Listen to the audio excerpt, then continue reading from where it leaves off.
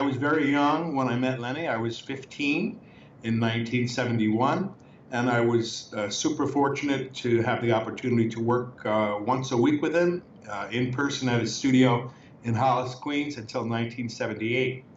And when we got up front and close with Lenny, which he did with many students, all of his students, he was a beautiful teacher, and it was clear to me and others that you could make a whole life out of jazz because the work was so compelling, his teaching was so interesting, the process of investing time in learning how to improvise was so rewarding, and obviously here was a man who was making his living out of it and just able to pass the pure information and knowledge to people that were interested in it. So I think consciously or unconsciously, my time with Lenny became a model for how I wanted to live, and I'm very fortunate to. Feel very blessed to have a chance to be able to do that. People that do what I do, the landscape has totally changed in the last 4 or 5 years.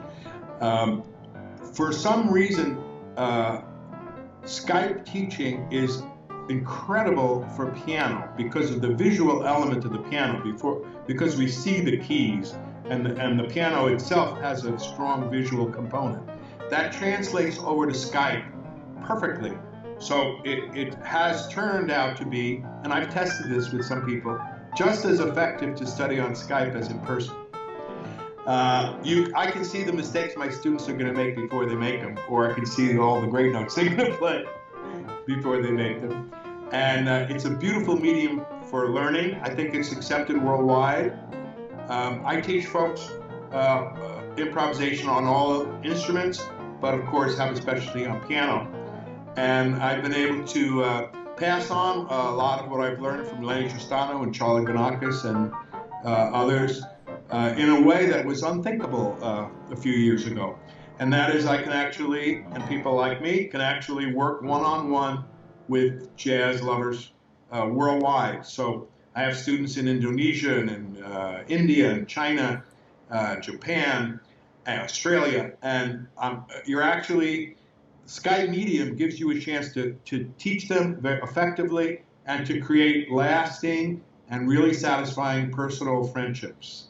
And so I think for jazz, the technology that we're dealing with is just amazing and has changed everything.